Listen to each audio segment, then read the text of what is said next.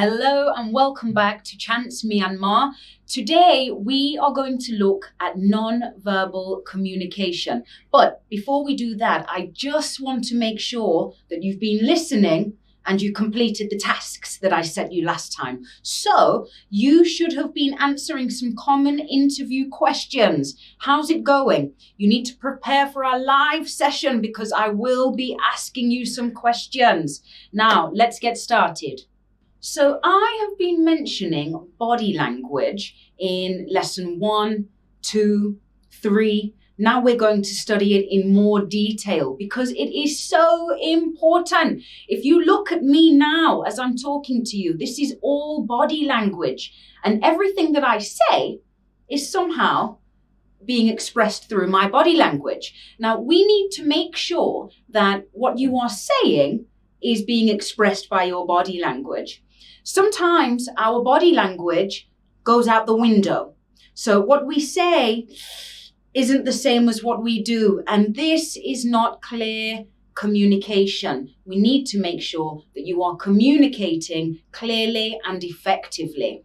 Did you know that body language accounts for 55% of communication? That's a lot. So what we actually say is not really that important. It's everything else that's going on. We are going to look at this in more detail today and try to help you improve your body language. So when you are with native English speakers, you will be communicating clearly. Are you ready? Let's start by looking at eye contact. You need to remember that body language is different from culture to culture. What is right in one culture may be considered rude in another culture. Where I'm from, appropriate eye contact will usually last from 3 to 5 seconds. If you hold it for too long, it could mean that you're overconfident or that you're romantically interested in someone. So you need to be very careful. One of the worst things you can do with your eye contact is to avoid it altogether. If you don't engage in eye contact with the person that you're talking to, then it could seem that you're uninterested and you don't care about what they're saying. Scattered eye contact shows that you are nervous, uninterested, and have no self-confidence. So do not be looking around the room like this. Engage. If you're in a meeting, you need to hold eye contact with everyone for equal amounts of times. Remember, 3 to 5 seconds. One of the most important parts of body language is facial expression. Everyone knows you can see mood, attitude, everything is right here on your face. You have to learn how to control it. A great way to learn about facial expressions and how native English speakers use them is to watch movies. Look at their body language. What does their intonation do? And how does their face look when changes happen when they're talking? Proximity. You have to think about proximity. It's very, very important. Proximity is all about how close you are to someone else. In my country, we have to respect other people's personal space. You might hear, "You're in my space," which means that you're just a little bit too close. If you're sitting too close to a colleague, you might be making them feel very, very uncomfortable. You know, it could be a sign of attraction. So we have to be very, very careful. So watch how close you are sitting or standing. Think about in queues, when you're waiting in a line, give the person in front of you some space. Posture. One of the most important aspects of body language. This is all about how you carry yourself. Would you hire me right now? I wouldn't hire me. You should be standing up straight. You are confident. This is how a confident person carries themselves. What about putting your hands on your hips? If your boss told you to do something, would you put your hands on your hips? Absolutely not. I think you might get fired. Don't try it. You need to think about your posture in situations like business meetings. So imagine you're in a meeting and you have something to add. How would you use your body to show that you want to add something? Well, you could sit forward. This suggests that you have something to add or you want to stop for a moment. Once you've made your point, you would sit back and start to listen again.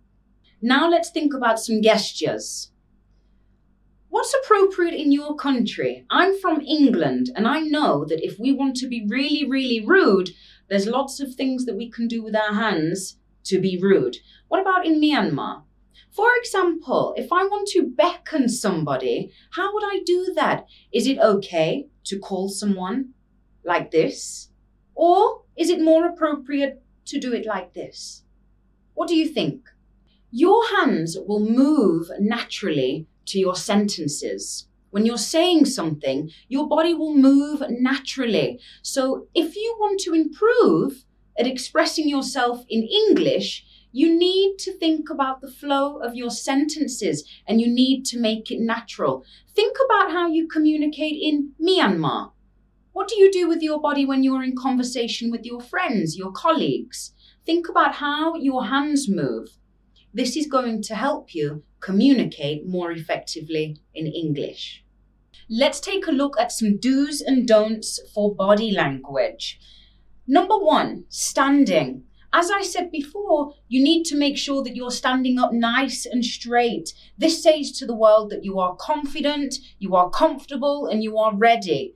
Slouching, hands at the side. No, you are lacking confidence. Number 2, when you're in a meeting or you're sitting, you need to sit up tall. Your knees can be crossed.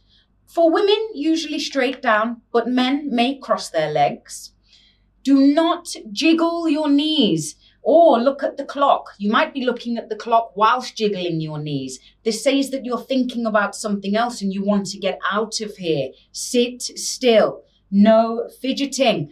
If you fidget too much or something's happening with your hands, hold a pen. Put your hands down. Number 3, controlled hands. Now, some of this that we do, it can get a little bit crazy and sometimes it can be aggressive. You need to make sure that you are not presenting yourself in an aggressive manner. Control your hands. This is going to take a lot of willpower and practice, but you can do it. Head movements. Yes. No. Be careful with these. Do not be excessive. You are not at a rock concert. You do not need to headbang. Take your time. We will use these to agree and disagree. Next, smile. We need to be careful with these. Remember, it varies from culture to culture. So sometimes smiling can be seen as a little bit fake. If you smile at someone too much, it may mean that you don't actually like them. So be careful with those smiles. Frowns. What does this say to you now? How do you think I feel? I could be overthinking. I could be concentrating. Or I could be upset about something. So use your frowns carefully. Let's take a look at assertive body language. You may need this if you are working in a position that has a certain authority with it. So how can you assert yourself in business? Well, you need to show that you take space. The more space you take, the more dominant of a character you are. Think about it. Timid people, they tend to take less space. So if you need to assert yourself, you can do it by taking up more space. You also need to think about your speech volume. It needs to be controlled. There's a fine line between assertive and aggressive. You do not want to come off as aggressive because this is unprofessional. You need to be assertive. Okay. Number 2, friendly and collaborative. So how can you use your body to express friendliness? Well, you can point your feet at the person that you're talking to. And this shows that you are engaged. You don't want to run out of the room. It shows that you are open to discussion and you're willing to spend your time with that person. You can also mirror body language. This is going to build bonds, and you can try this with anyone. It could be a recruiter, it could be a client, it could even be your boss. Mirror the body language. Whatever you see, do the same. Not too much, nicely. Number 3, calming body language. There's going to be many times that you're going to have to calm somebody down, and you can do this by keeping your arms nice and open. Imagine if you're talking to someone with arms crossed, this is very closed. This says, I don't really want to talk to you anymore, and I'm closing myself off from you. So keep yourself open and loosen your body. If your lips are tight and you're feeling tense, then everybody around you is going to feel that energy. It's anxious energy. So loosen yourself, and this is going to ease anxiety, and this is going to calm the environment down. We are almost finished with this class on non-verbal communication. We're not finished yet. I want to give you some tips to take away. Are you ready? Tip number 1, you need to practice. The best way to do this is to do it in the mirror. So say some sentences nice and loud and think about how would I naturally move my body as I say these words. Practice makes perfect. Tip number 2, you need to watch native English speakers. Doing this is going to teach you so much about how they express themselves. Watch movies. If you have friends, get together. The more you see, the more you imitate, the more confident you will become. Tip number 3 is all about cultural awareness. If you're going to travel to a foreign country, you need to be aware of what the local customs are. You don't want to offend anybody. Remember, 55% of your body language goes towards communication. You need to make sure that you're not being rude. Do your research. Tip number 4, you need to think about the message that you want to convey. So, do you need to be more assertive? Are you going into a situation where you need to calm people down? What do you want to convey to the audience? This is what you need to practice.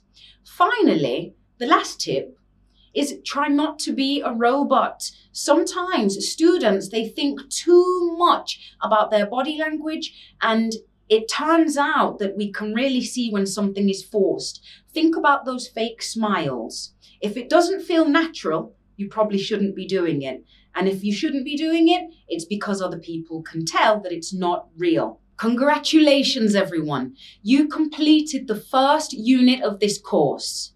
Next, we'll be moving on to Unit 2. We've got lots to go through, so I hope to see you back. Thank you.